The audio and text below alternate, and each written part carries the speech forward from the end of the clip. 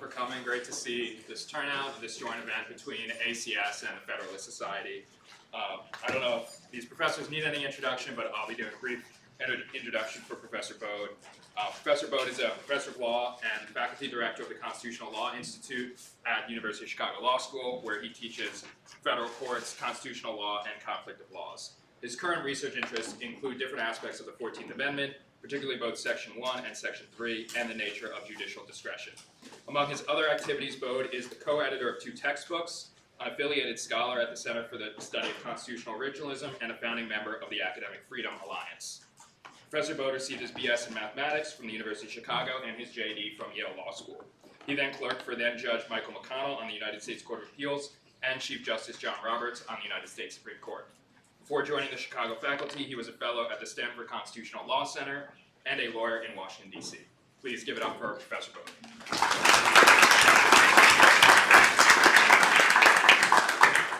Hi everyone, I'm Tiffany Pages-Sanchez and I'm a programming director with the Federalist Society. Thank you all for joining us and thank you to ACS for co-sponsoring this event with us. Today it's my privilege to introduce Professor David Strauss to you all. Professor Strauss is the Gerald Ratner Distinguished Service Professor of Law, as well as the faculty director of the Supreme Court and Appellate Clinic here at the University of Chicago. He has earned or received the Graduating Students Award for Teaching Excellence 6 times during his time at the University of Chicago. He has also served as an assistant to the Solicitor General of the United States, on the Office of Legal Counsel for the Senate Judiciary Committee, as well as on the President's Commission on the Supreme Court. Throughout his career, he's argued 19 cases before the United States Supreme Court. He has worked as a visiting professor for Harvard and Georgetown Law, and his primary research interests include constitutional law, where he's the author of The Living Constitution, as well as editor of the Supreme Court Review. He's a fellow of the American Academy of Arts and Sciences. He graduated from Harvard College and Harvard Law School and went on to become a Marshall Scholar at Oxford. After graduation, he clerked for Judge Goldberg on the Fifth Circuit. So that, please join me in welcoming Professor Baude and Professor Strauss.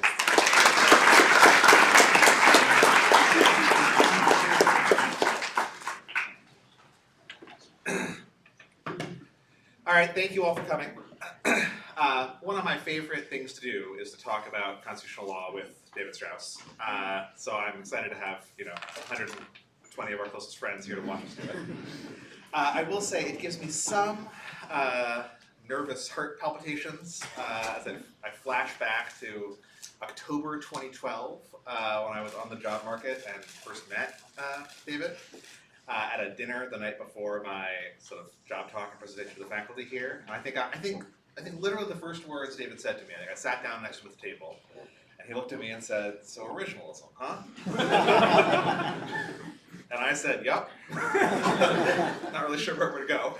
And he said, "What about all the obvious flaws?" And I said, "Where do you want to start?"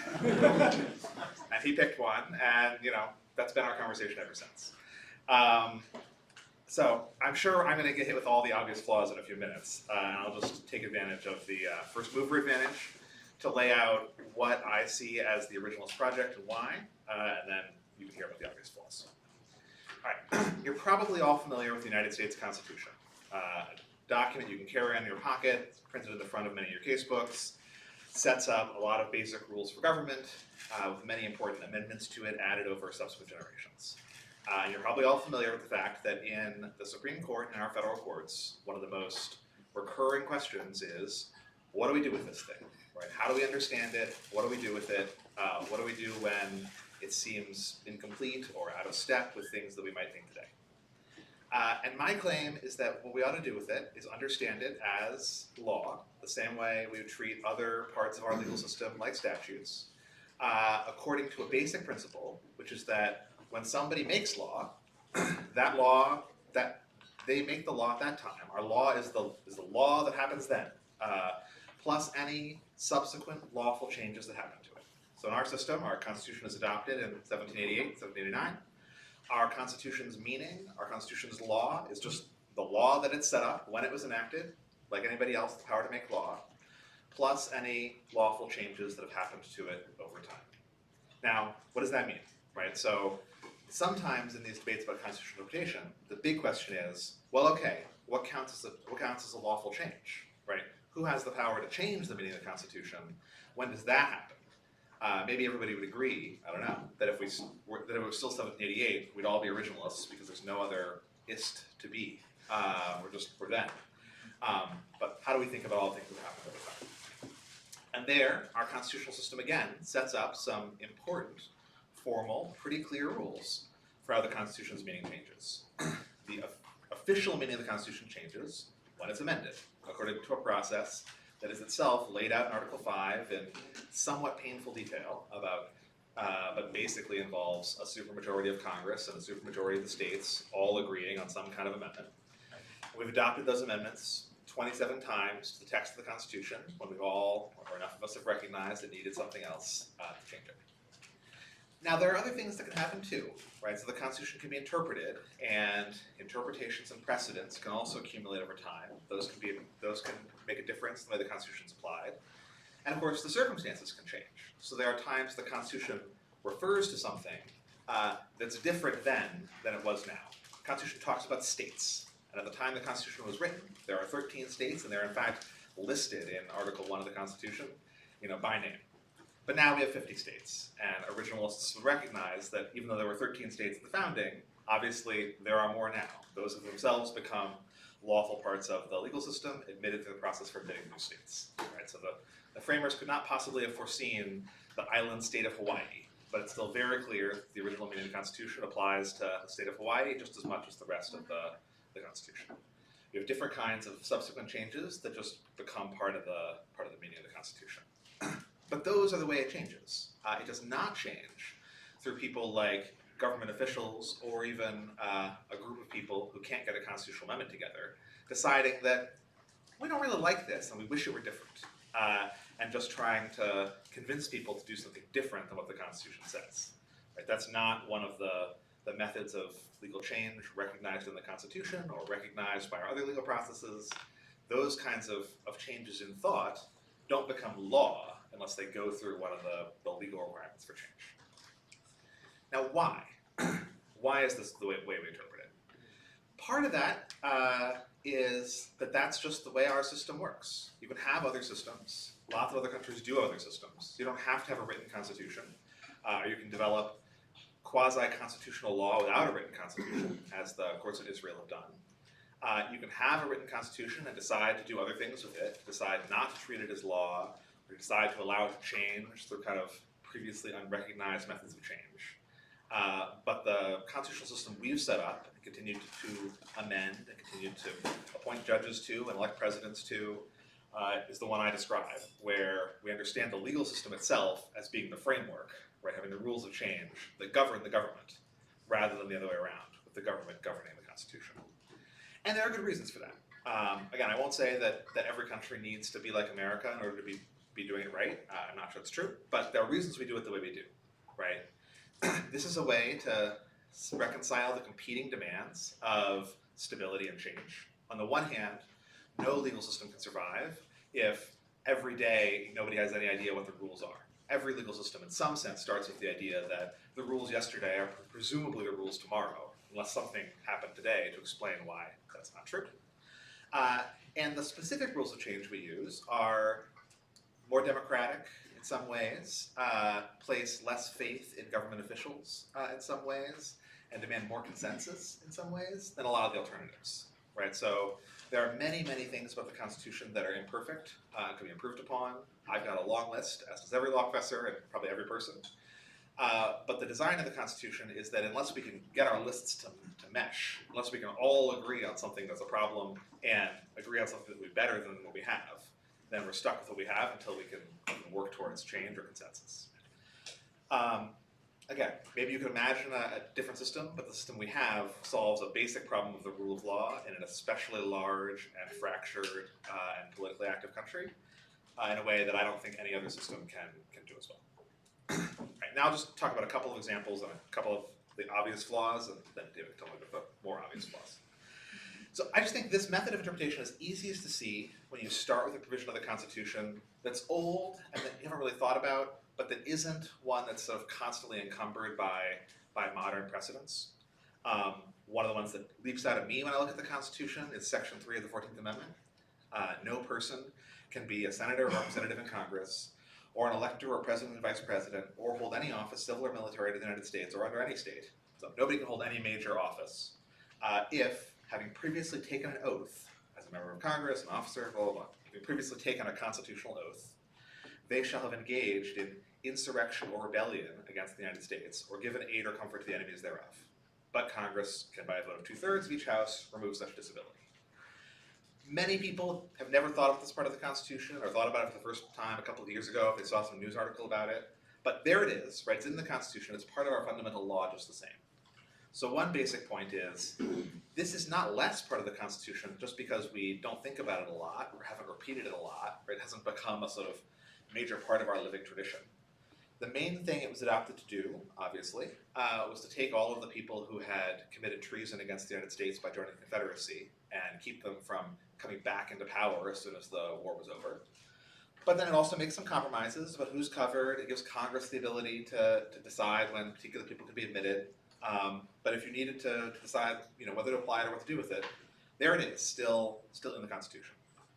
And suddenly, a couple of years ago, when there was a major armed uprising against Congress while it was trying to carry out one of its constitutional duties, people started to look at that and say, wow, does that have some relevance today? Does that do something? And I think the originalist method is the easiest way to see. The answer is yes. There it is. Still there in the Constitution. Never been amended, never been removed from the Constitution. Still governing. And then when you get down to some of the interpretive questions, like, well, what counts as an insurrection or rebellion, right? Is it a defense to an insurrection or rebellion? The people doing it actually think they are the ones upholding the law. So suppose people storm the Capitol because they believe that members of Congress are about to violate the Constitution by counting the electoral votes. Can they say, well, we're not engaged in insurrection or rebellion. We're the true defenders of the Constitution, right? We actually can use originalism to easily tell the answer is no, right? What is the original circumstance that Section 3 is supposed to apply to? Again, the Civil War. The people in the Civil War that were fighting for the South had the very same view. They thought that secession was their constitutional right under the Constitution, justified by what they thought were the constitutional violations being committed by the North and the Northern government. And the people who framed the 14th Amendment thought they were covered by it anyway, right? They understood these phrases, insurrection or rebellion, to cover that kind of armed uprising against the United States, regardless of whether there's some sort of a legal argument or philosophical argument behind it. So, originalism can quickly tell us, this is a relevant provision, this applies even to this kind of new uprising, even though it's not one that was, foreseen particularly at the founding. And if we wanted to get into further details about all the different questions that was covered, same kinds of methods would be the easiest way to lead us to see what this requires.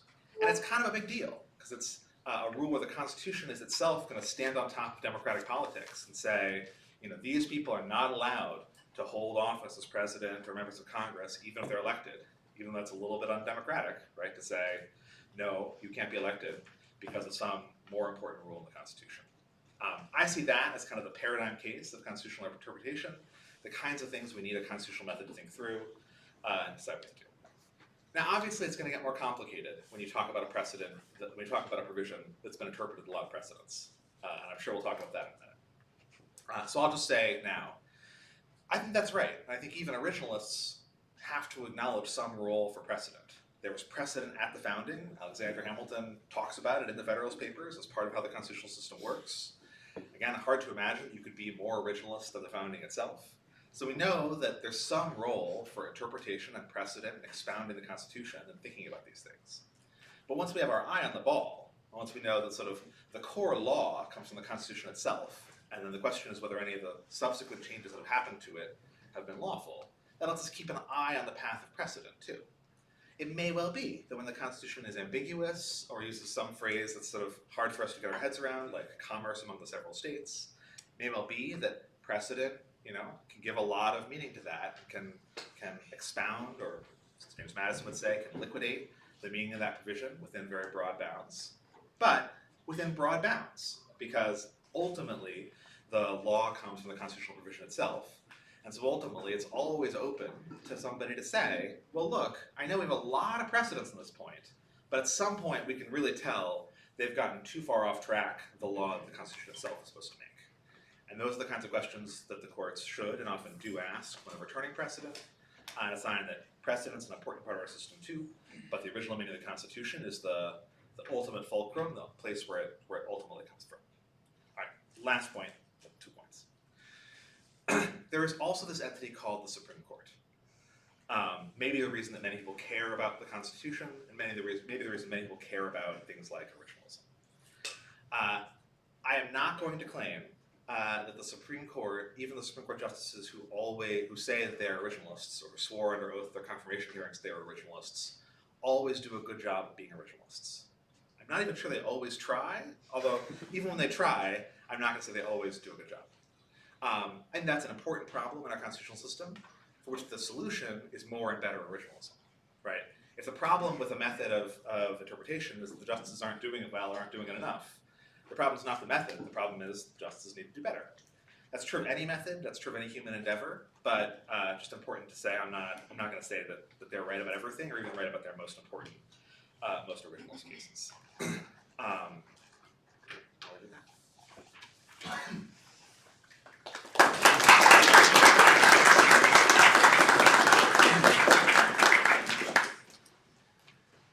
Okay, thanks to all of you for coming. Thanks to ACS and FedSoc for putting this together. Well, I have a problem. Here's my problem. I don't go for originalism. I don't think it's a plausible and coherent approach to the constitutional law in the 21st century, or really for a lot of centuries before that.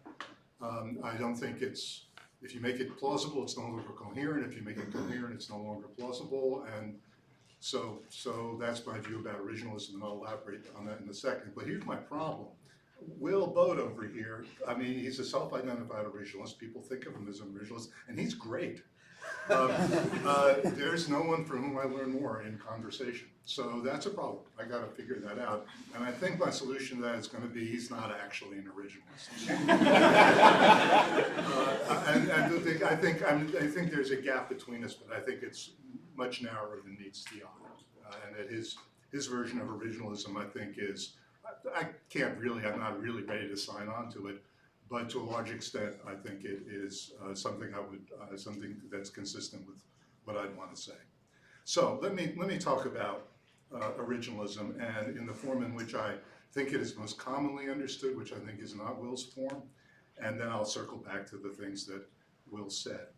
As I said, I think it's not a plausible and coherent approach. I think what you see a lot of times in originalist writing, including on the Supreme Court, is an effort to redefine originalism in a way that will kind of get rid of some of its obvious problems, thereby weakening it, making it less coherent. If you keep it completely coherent, you're going to reach results no one really wants to reach. The principal function of originalism, I think, on the Supreme Court, less so in academic circles, is a rhetorical cover for conclusions that people want to reach for other reasons. Not necessarily legitimate reasons or bad reasons. I think actually a lot of times the reasons are okay reasons, they're just not originalist reasons, and then they're captured in originalist rhetoric. And there's nothing wrong with using that kind of rhetoric. It kind of comes to us very naturally. Oh, the framers would never have tolerated that form of electronic surveillance.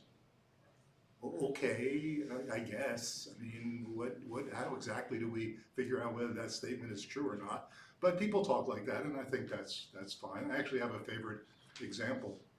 If you've taken common law 2, you might remember Justice Brandeis's concurring opinion in Whitney against California's magnificent defense of free expression as a means of liberating people from ignorance and the kinds of cruelty that ignorance causes you to engage in. It contains the line that men feared witches and burned women. And it is a defense of free expression that people will be freed from that kind of ignorance and what goes with it. He begins that discussion by saying, those who want our independence understood. And then there follows this magnificent defense of free speech. Well, I mean, Louis Brandeis, Louis, to refer to a dirty pop song from my youth. Those who want our independence were not the people who wrote the Constitution, okay? A half century separated them. The people who wrote the Constitution, a lot of them signed on to the Alien and Sedition Acts, which put people into jail for criticizing the government. A lot of the others who didn't even sign on to that thought it was fine for states to suppress free expression. So I'm not sure they were on board with your defense of free expression. Justice Brandeis, but it's okay to put it in their mouths. We do that all the time. And I think that's the function originalism serves. If people are aware that that's what they're doing, fine. It's when they begin to think, no, I actually am channeling the framers, that's when we have a problem. Okay, why do we have a problem? Let me give you a caricature, and well, not caricature, a simplified way of thinking about it, and then I'll sort of say some general points about trying to be originalist. You guys at some point, sooner than you want, will be taking a bar exam, and my sympathies, it's terrible. It's a fraternity house initiation, right, basically, but you gotta do it. I don't know if they had bar exams with constitutional law sections earlier in our history, but supposing they did, and supposing in 1900, 1920, 1940, 1950, 1960, 1970, you got questions on a bar exam about the scope of the federal government's power, about freedom of expression, about whether the government could engage in race discrimination, whether it could engage in sex discrimination, whether it could engage in discrimination against LGBT people.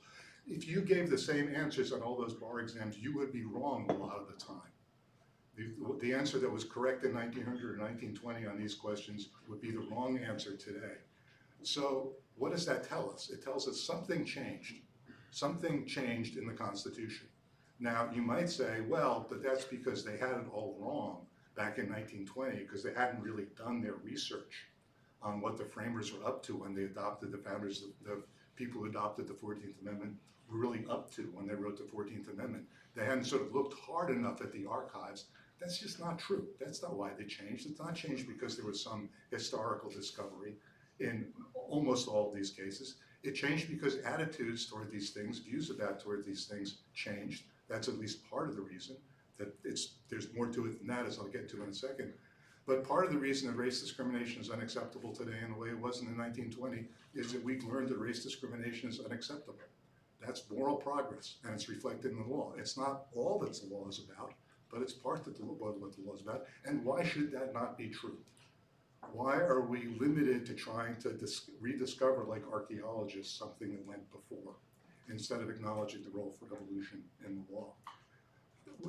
We're unlikely to be able to find it out with a high degree of reliability, at least on specific questions.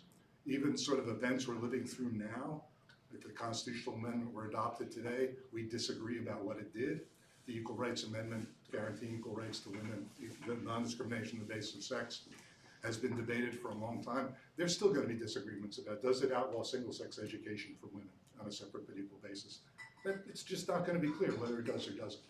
And there's no reason to think that we'll have a better ability to understand what previous generations did than we do to understand what our own generation is doing. Even if we understood it, there's the problem that they did that for them back then. Does that mean that they would want the same result today? Even assuming that the Second Amendment guarantees an individual's right to have a weapon, does that mean that what they thought was appropriate for that society, rural society, without the mass manufacture of guns, was appropriate for our society today? Why would we think that? Why would we want to chain ourselves to the views of people who lived in an entirely different world? And then there's the question about the justification for it. That even if we could figure out what they thought, even if we could figure out some way to update it in a principled way to today's world, why? Noah Webster, the dictionary guy, was also the founding generation. And at one point in criticizing the drafters of the Constitution, he said, I'll paraphrase what he said and put it in modern terms. If I said to you today, you know, we've got these intense controversies in U.S. constitutional law about capital punishment, affirmative action, and abortion, the scope of federal power, you name it. Here's how we should resolve them. Let's go look and see what they do in New Zealand. And whatever they do in New Zealand, let's do the same thing. You would say, well, why should we do that? Why should we look to them? Well, we have a lot more in common with the present day inhabitants of New Zealand than we do with 18th or mid-19th century Americans. A lot more in common as far as the state of the world, a lot more in common as far as our understandings of what's right and what's fair. So if we wouldn't do that for New Zealand, if that would be regarded as absurd, why are we trying to figure out what previous generations thought? Not me, that's Noah Webster, he's a dictionary guy, so trust him. Okay, let me just say a little bit more about specifically about the role of the text, the role of the original Constitution, and what Will was saying. The text of the Constitution obviously is a very important part of the system. No one denies that. I think it's easy to understate the liberties we take with the text. There are a lot of ways in which we have really quite comfortably blown past parts of the text without noticing it. The First Amendment, you know, think of how the First Amendment begins, Congress shall make no law. Does that mean that President Biden can ignore the First Amendment when he's exercising his commander-in-chief powers? No one thinks that. Does that mean if Congress doesn't make a law bridging freedom of expression, but enacts a general law and the executive branch enforces it in a way that abridges freedom of expression, say selectively enforces a criminal law against its political opponents, that's okay because Congress hasn't made that law? No one thinks that, not for a second. No one even bothers to go back and try to tell a story about how that fits with the First Amendment. The Fourth Amendment protects people from unreasonable searches and seizures in their persons, houses, papers, and effects. Okay, tell me about listening to a cell phone conversation. Is that a person? No. Is that a house? No, it's actually not a house. You can't live in a cell phone conversation. Is it a paper? It's exactly the opposite of paper. Is it an effect when someone says, you better gather up your effects, we're about to go take you to prison? Do you try to gather up your cell phone conversations? But it is established that that form of electronic surveillance is regulated by the Fourth Amendment. I should say over the objections of Justice Black, one of the originalists in the mid-20th century, who said, no, electronic surveillance is like eavesdropping, and eavesdropping was not regulated by the Fourth Amendment. No one believes that today. It's a perfectly plausible view of what the original understanding was, a more than plausible account of the text. But we've blown past that, and I could give you a bunch of other examples. But having said that, yes, the text matters.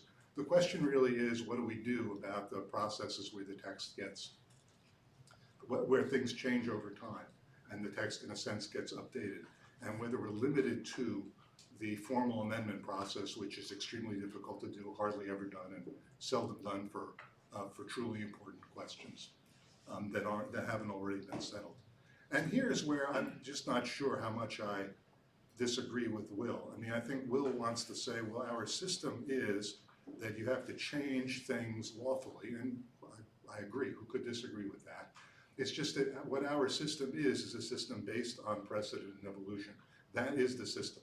That is what a lawful change is. And if you think that's an odd notion of lawfulness, well, think about the common law, which has been around for hundreds of years, and that's the way it changes. And that's not just a matter of saying judges do what they want. If they want to update things, they update things. Not if they're acting lawfully, not if they're acting conscientiously. They're bound by precedent. Precedent will develop in ways that, yes, give some opportunity for flexibility, but not remotely infinite opportunity.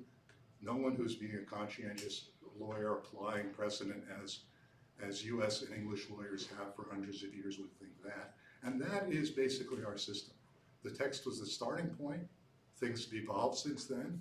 There are reasons not to try to go too far from the text, although sometimes we do, and we get away with it. No one sort of calls us back to it and says, whoa, whoa, whoa, whoa, whoa. 14th Amendment provides for equal protection of the laws. I don't see anything in there about education, recreation, transportation. It's protection. No one says that. It's moved on. We've moved on. And similarly with other provisions as well. So yes, the text is a starting point, but things have evolved since then. Things have evolved from the text, and that is our system. That is what we have, and it is a sensible system. It's a lot more sensible system than trying to go back and recover decisions that were made a long time ago in totally different worlds. Now, two final thoughts about the use of originalist rhetoric. As I said, I think it's fine if people use it or self-conscious about recognizing that it's rhetoric. A problem that emerges, and I think it's emerging now, not among the most sophisticated intellectual academic proponents of originalism like Will and people he's co-authored with, but among some of the justices, is a real lack of candor, including self-examining candor. That if you define yourself as an originalist and you think what you are doing, this is my obligation. My obligation is to maintain fidelity to what the framers did. It is going to be too easy for you to see in what the framers did what you want to do. And you won't admit it because you can't admit it, because you're an originalist. If you acknowledge a different conception of the law, one that says, sure, the law constrains us in all kinds of ways, limits us in all kinds of ways. We can't just do what we think is right. Sometimes we're forced to do things we think are wrong. But sometimes the law is open-ended enough so that we can push in a direction that's better. Better in what sense? Better morally, fairer, better policy, better for the country. Not infinite, no, we don't have infinite space to do that, of course not. But we have some. And when we do, we're going to do it that way. If you acknowledge that, then you're being more candid and you can confront what is really driving your decision, and we can have a debate about it. If what's going on in the affirmative action cases is not an effort to recapture something that was done originally, but to some extent to question whether affirmative action is a good idea, let's talk about that. Let's have that debate instead of something, a historical debate in which people will see what they want to see in the history. I have a further concern, and this is totally inapplicable to Will and a lot of people in the academic world. I do think something like this has been going on in the world of judges, which is this. There are aspects of originalism that I think are implicitly ethno-nationalist. There's an element in there of, you know, if you're a real American, you believe in American traditions, and that's why we should be originalists. There are founding fathers. I gotta tell you, I've always found that founding fathers rhetoric to be kind of weird. I mean, they weren't my fathers. I bet for most of you, they weren't yours either. I mean, I'm not 100% sure where my ancestors were at any of the relevant times in history. I suspect they were running away from the Tsar's army somewhere in Central Europe. And it's a little bit odd. I mean, in some ways it's harmless, but it's also a little bit odd to define a constitutional tradition in a way that does not speak to someone who says the following, who says, look, I mean, I have my own, this is not me, this is my hypothetical speaker. I have my own traditions. I don't identify with your traditions as Americans. I'm willing to live here. I think it's the right place to be. I think it's a great place to be. It's the right place for me. I'm willing to play by your rules. But don't expect me to sign on to this idea that somehow they're my fathers. No, they're not. I don't want to do that. And if you don't open up your traditions to accommodate those people, to accommodate people who need a rational explanation about why I should pay attention to something that went on hundreds of years ago in a totally different world. If you can give me that explanation, and there are such explanations, if you can give me that explanation, fine. But if all you've got to say is, you know, those are our founding fathers, no, that we should have a system in which people don't have to accept that. Now, in many forms of originalism, I think they do provide an explanation. I think what Will was saying I acknowledge a role for the text to a significant degree. I think I have an explanation for why the text should matter. As a starting point and sometimes as an ending point. But we need that kind of explanation. And I think too often originalism tips over into something that is not fully rational, much more along the lines of ancestor worship, and then it is not just kind of not plausible and not coherent, but really illiberal and a little bit dangerous. Okay, thank you very much.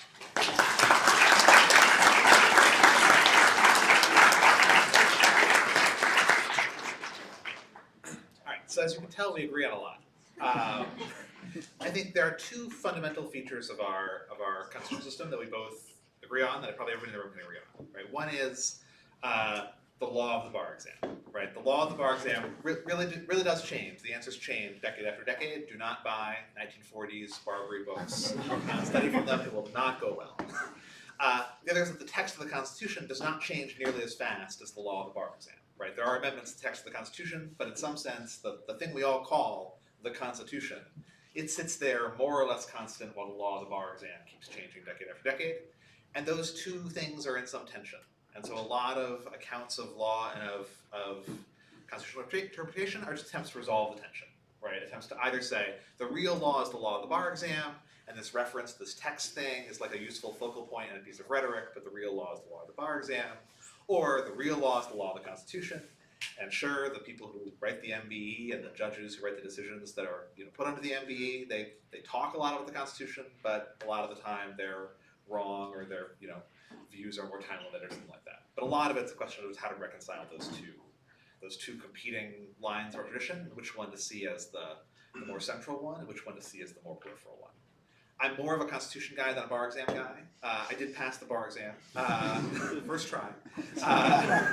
But I'm more of a Constitution guy than a bar exam guy. But that's I think sort of the fundamental shape of the debate. I'll say part of the way I see that, and it makes me think about the last challenge David raised as well, is that we've had a lot of moments of challenge to our constitutional system.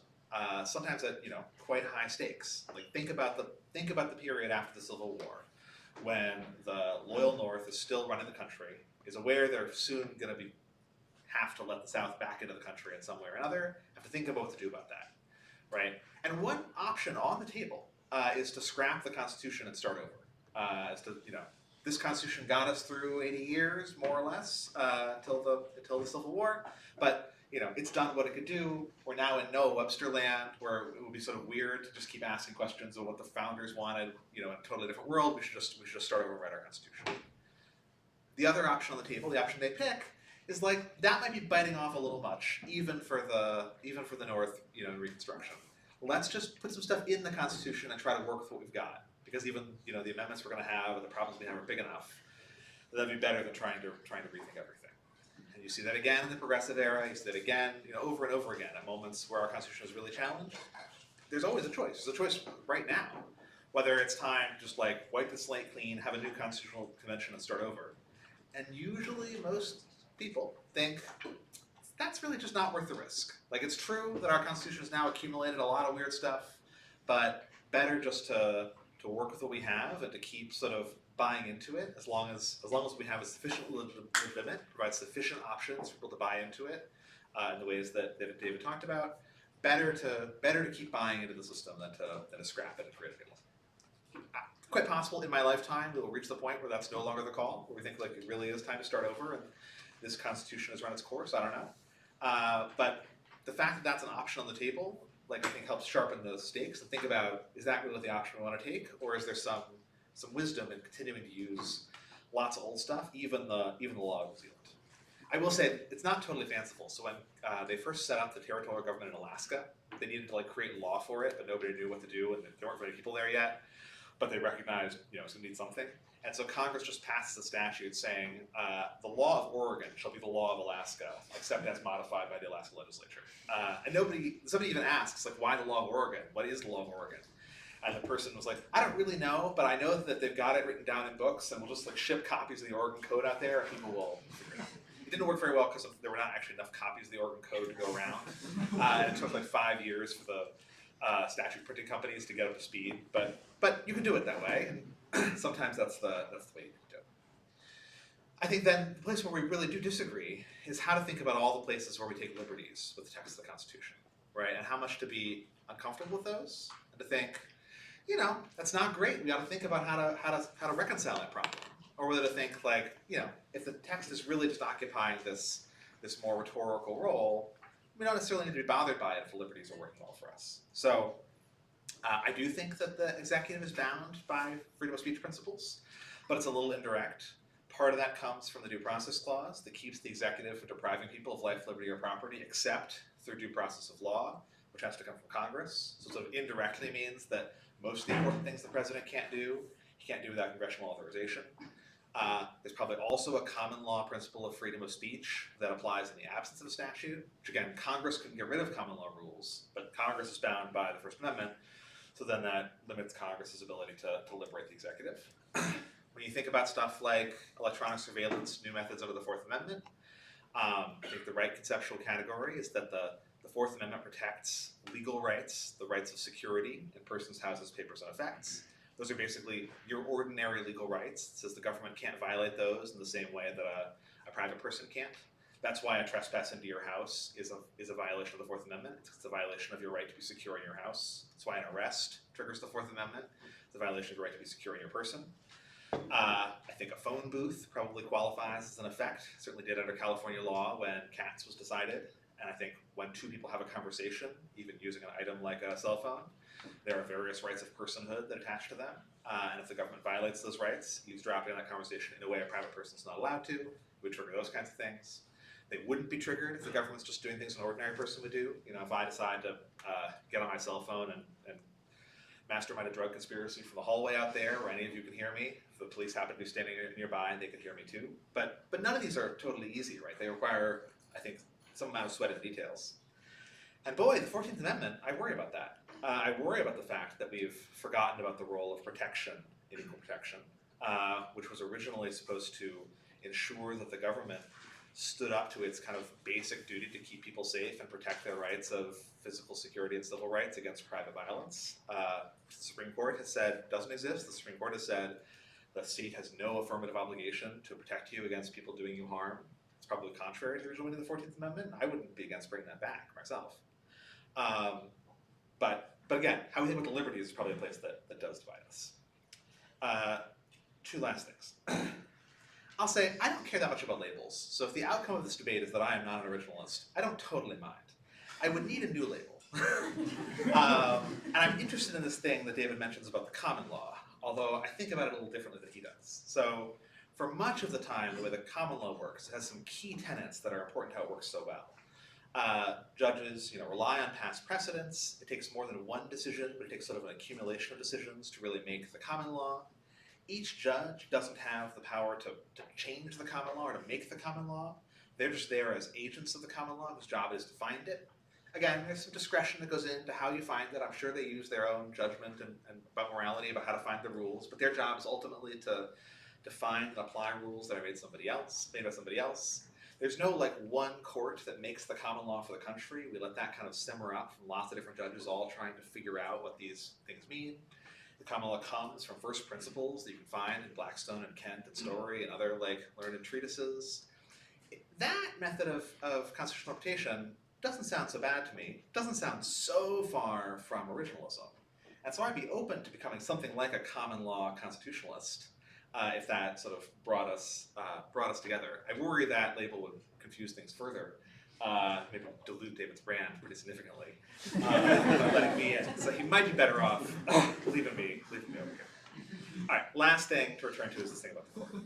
I totally agree that originalist judges are not always great at candor, at admitting what is hard about the things they're doing, about acknowledging all of the sort of discretionary choices that go into an interpretation, about acknowledging the things that might really be driving them, about self-examination. I also think all those things are true of all judges. Frankly, I don't think originalist judges have any particular monopoly or even a disproportionate share of the range of these problems.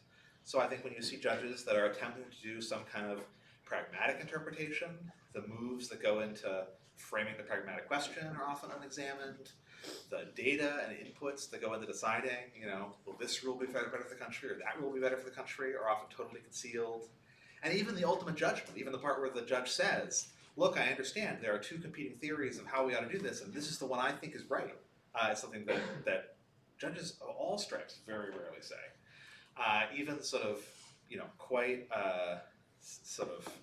non-originalist courts in various eras often wrap themselves a lot in precedent, even if the precedent's not really what's doing the work.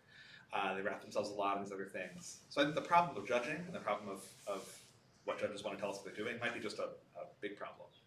And if anything, I think one advantage originalism has is that there are enough clear rules of what you're supposed to do that it's a lot easier for people to call out the originalist judges when they're cheating.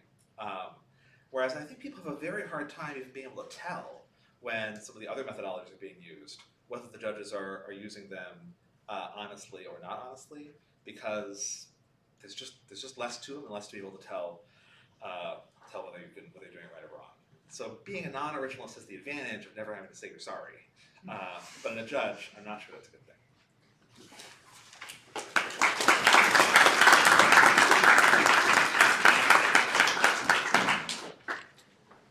Okay, as well anticipated, I think the disagreement between us is narrower than it might appear to be at first glance, but let me try to identify a couple of disagreements nonetheless. As far, and they're, I think, qualified and kind of interesting disagreements. As far as the point about reinventing yourself every day and why would we toss the Constitution in the garbage can and just start over, aren't there advantages to maintaining the system we have? Absolutely, and in fact, I think that is an argument in favor of view that is less originalist and more one of commitment to precedent and following precedent. There's a line, I think it's Holmes, gotta be Holmes, it's Holmes-esque. Historic continuity with the past is not a duty, it is merely a necessity. There's actually no way to escape the past. So you might as well not pretend that you're doing it. And I think one of the ways originalism is used, rightly or wrongly, one of the hazards it's posed is precisely as a way of radical change. If you look at the people who've been originalists, I mentioned Justice Black and then the sort of current post-Warren Court generation, one thing they have in common is they didn't like the tradition they grew up in. That Justice Black came to the court in the Lochner era, when the court was striking down social welfare regulatory legislation, at a time when there was not that much concern with civil liberties, and at a time when the court was comfortable with Jim Crow segregation. And Justice Black hated all those things, but that was the tradition he grew up in. That's what was on his bar exam. So how do you fight that? When you don't like the tradition, how do you fight it? Similar situation, I think, with the current generation of conservative originalists who grew up in a Warren Court tradition and a little bit Burger Court tradition that was more liberal than they liked. And they didn't like a lot of the things that those courts did. That's a whole different story about whether they really didn't like them and why they didn't, but they at least thought they didn't like them. In both those situations where you don't like the tradition you've been handed, where do you go? What do you look to? Well, you say, I'm going to recover the original founding principles.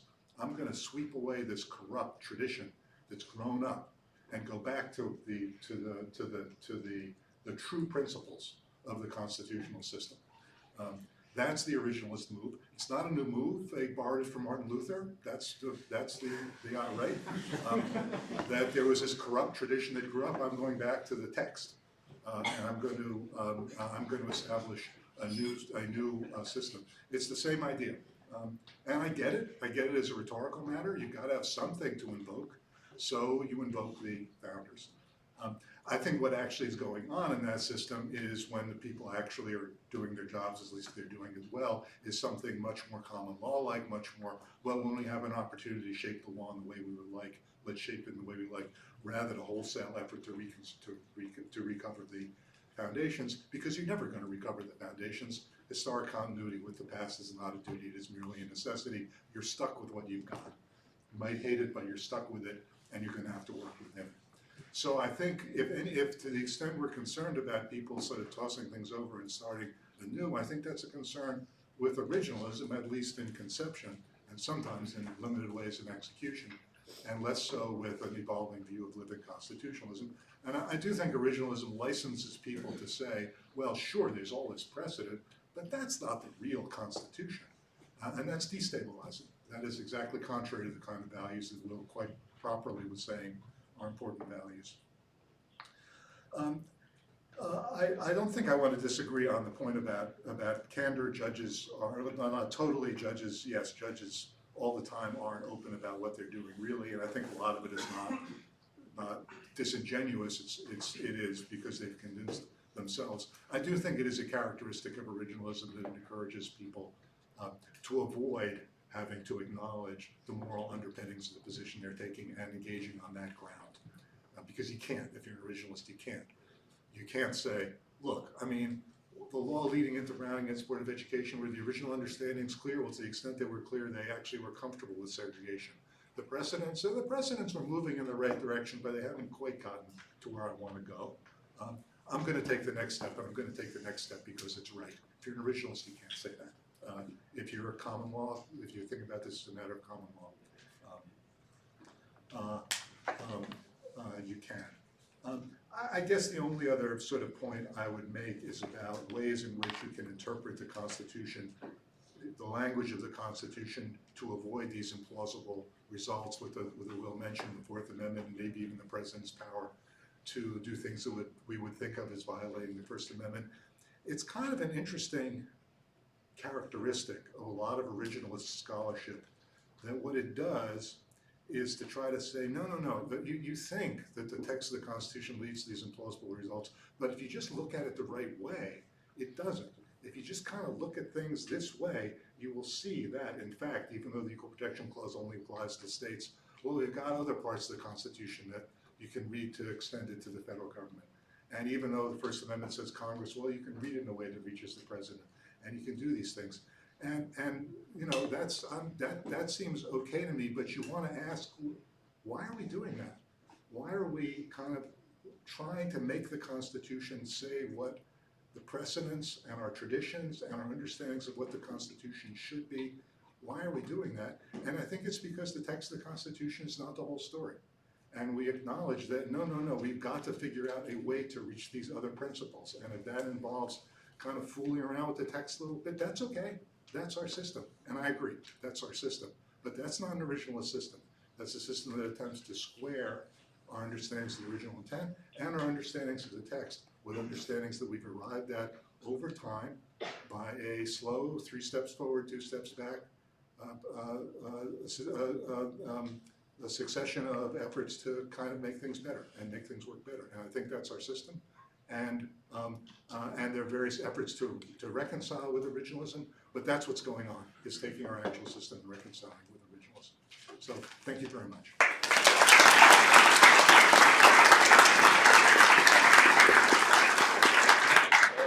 A few minutes for some questions from the floor. Anybody? Yep. Thank you. My question is for Professor Strauss. I'm curious how you think your method is accountable at all to recent originalist arguments about the pre-realist common law method. So it seems like a lot of newer originalists, like Professor Nelson or Professor Baude or Professor Sachs, are making the argument that the common law system of precedent, at least before Erie, was a much more restrained and formalist process that was, at least in many ways, accountable and revisable to original text when it was clear. This is like Justice Thomas and Gamble. If that's right, and if that's how lawful change occurred in the common law process, does that require you to modify your method or view of lawful change in any sort of way? I don't think the common law. I think the common law process has a lot deeper roots, and I think the common law process is not limited to what judges do. I think that the common law was used as a model for change in society as a whole by Burke. That was Burke's thing, to take what the common law did and apply it to society. And I would say that's the method. The method is, and it's not algorithmic, you can't pin it down. It is a method that requires humility, requires an acknowledgement of the difficulty of sort of pulling out one part of the system without recognizing you're going to have big change, you're going to affect things elsewhere, recognizes the inherent complexity of a lot of social arrangements, and looks to validate change on the basis of what has already happened. So Brown against Board of Education, I think, is right in common law terms, despite its originalist travails, because if you look at the succession of leading up to Brown against Board of Education, they were looking for a way to sustain separate but equal, and they couldn't find it.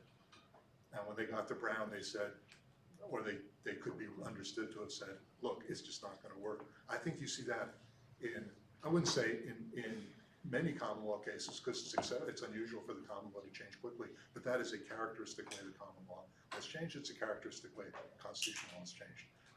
So I wouldn't be beholden to any particular understanding of what the common law was, as opposed to general principles that have animated it throughout its history. This is a question for Professor Baude. So one thing that you said that kind of struck me was that, the original originalists maybe were the founders because they had nothing else, right? And to me, that doesn't quite seem accurate, because they grew up in the Anglo-Saxon legal tradition. That a lot of things, right, weren't written down. The UK has a constitution. It's not written down. Why would you need to write it down, right? That was their understanding of a constitution. It was unwritten. And I think there's a lot of very compelling scholarship that says that they did not think that writing this down supplanted the unwritten constitution that was still very much alive. And I guess I would just be curious about your kind of response to that, or how you integrate the reality of their unwritten constitution and the legal tradition, which was the only thing they knew, with the writing. Was there a break when they wrote things down, or? Okay, yeah, so I basically agree with that, and the answer is, was there a break? Yes and no. So part of what I mean to say is, answer the question of how do we understand the Constitution of 1789. In 1789, they had an originalist attitude towards that question, because they're still at the original moment of 1789. They haven't yet had the chance to have it live. right, or evolve in any direction. Now, there is a sort of lively historical legal debate about how much was it kind of like the enactment of this text wiped away everything anybody had ever known before, except to the extent that it was written down in the text, and how much does the text actually still presuppose some important background principles. And I'm on team background principles, and you can see, I mean, a lot of them are things we still take for granted, like, can one legislature pass laws that stop the next legislature from passing a law? Everybody knows the answer is no. They're right, like, this Congress couldn't pass a law saying, like, for the next 4 years, the next Congresses can't do anything. That would not be binding, that'd be outside of their powers. That doesn't say it in the Constitution, that's just a background understanding of how legislatures work that was true at the founding as part of it, and there are more and more of those. So I'm fine with the idea of finding those in the Constitution as well, and that's one of the dilemmas they had when they wrote the Constitution. Yeah. So it seems to me, at least, as a naive law student, that whether judges describe themselves as originalists or common good, or sorry, common law, living,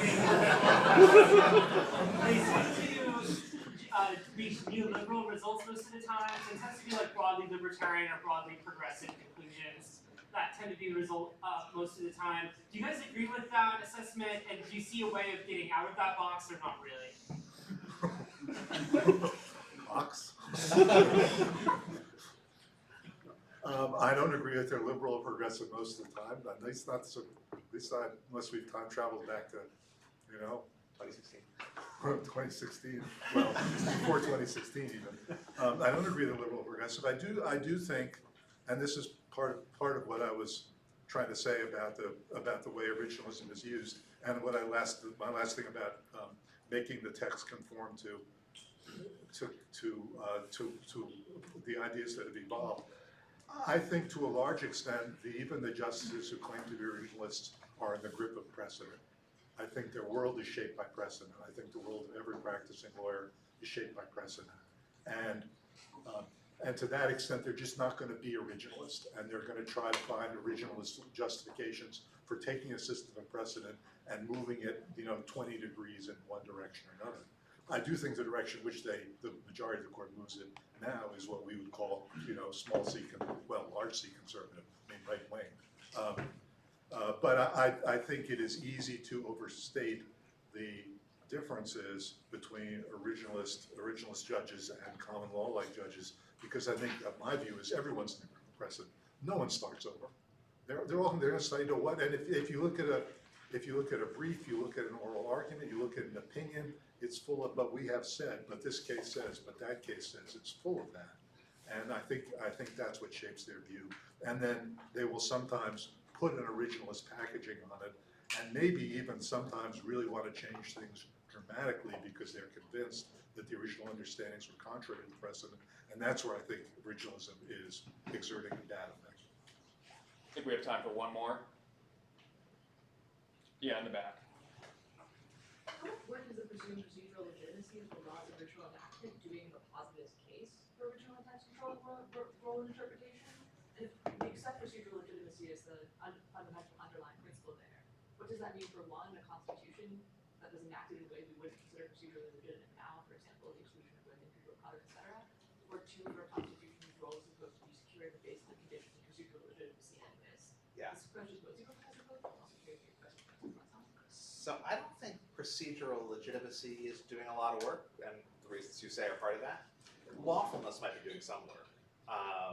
That is that the amendments have all the amendments that have been adopted have sort of dotted the i's and crossed the t's we needed to cross in a technical sense, even if for a range of them, the original Constitution, we can raise questions about, like, was the process even a just one? Like, were those the right i's and the right t's? For the 14th Amendment, there are also questions about the sort of undemocratic nature of the adoption in multiple different directions. But I think the lawfulness might be important, because the basic idea of the system is, these are the lawful methods of change, people have to follow them. And in that sense, it's like the same compromise you see sometimes in the decision of a case in res judicata, right? So like, court decides a case, here's a bunch of litigation, one of the parties wins, one of the parties loses, there's a judgment, and it's res judicata, and now that's like the final answer for the case as a whole. How much work is the procedural legitimacy of that trial doing? A lot of the time the procedure is not the most legitimate. Like, our procedures are flawed, our judges are flawed, the lawyers don't do the best job. But the fact that there was a process, it's the process that we require, which I guess we do hope is like more legitimate than not much of the time and getting better much of the time. But in some sense, the process is kind of all we have to fall back on. It's kind of unsatisfying, but that's all we have. Thank you to Professor Baude and Professor Strauss.